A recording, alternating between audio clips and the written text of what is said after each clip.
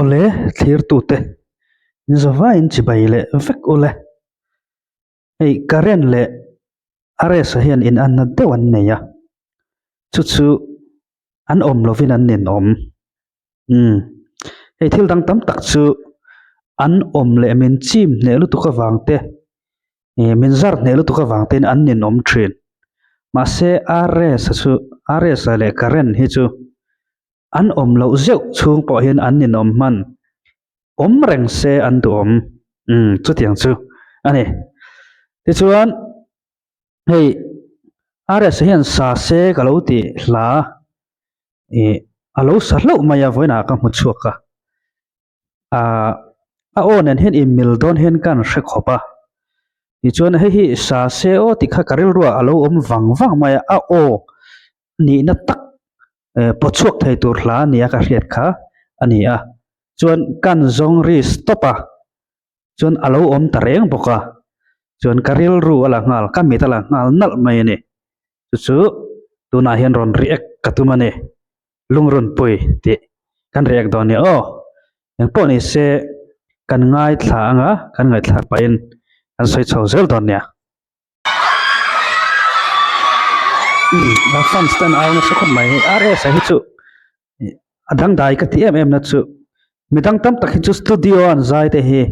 ngai thla kan om jok an music video hi en anuam dai jok ma se rs adang lam em na chu mi pui ma a zai hi ei jok zel hi a thlan om tuna a music video le mi pui ma a zai hi lo en don tang ila du thlan turang ni ta se mi pui ma a zai live a perform hi ka du jok zelang a chan chu mi pui na in kara hen react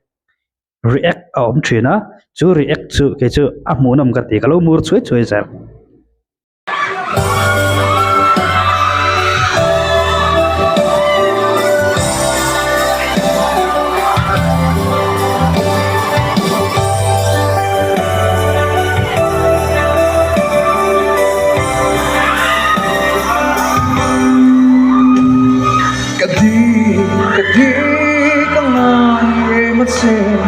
Itelo vatai ni lehi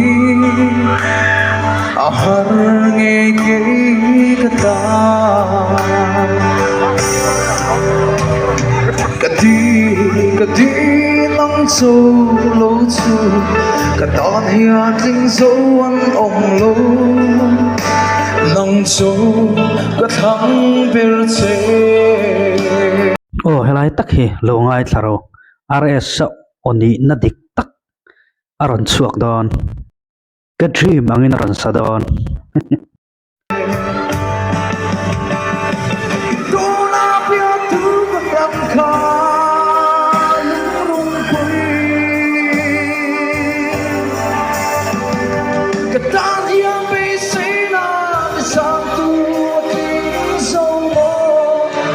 moi lu tuk ka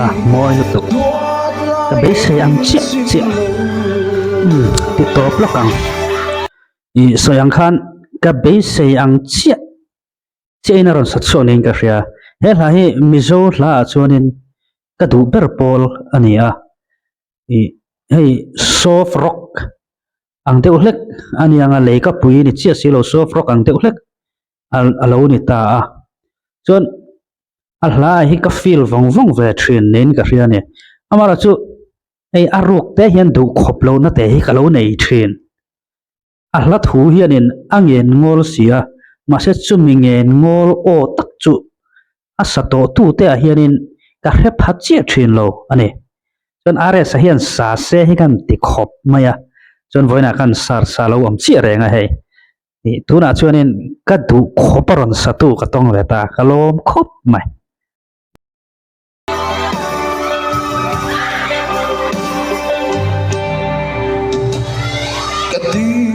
kadi kalung tung tu be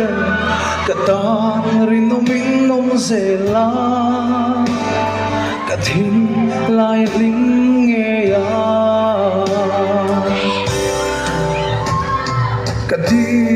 kaduat lai en sim lo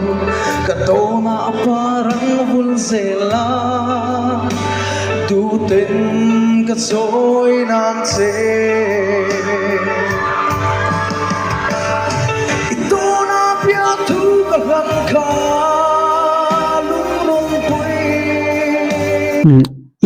na bia thu ka hlan kha te lai taka ito na ati lai big lai te kha ka khani a o ka du em le sial ka ti em na angen ngol o ka ti lai taka chu kha kha ani ta ne chu kalo dream thin kha ani a he hla hian ka dream a thleng dik kalo khop mai cái tan yêu vì sĩ na thì sao tu tiếng sâu mơ lung lung quỳ cái bước lại em xin lâu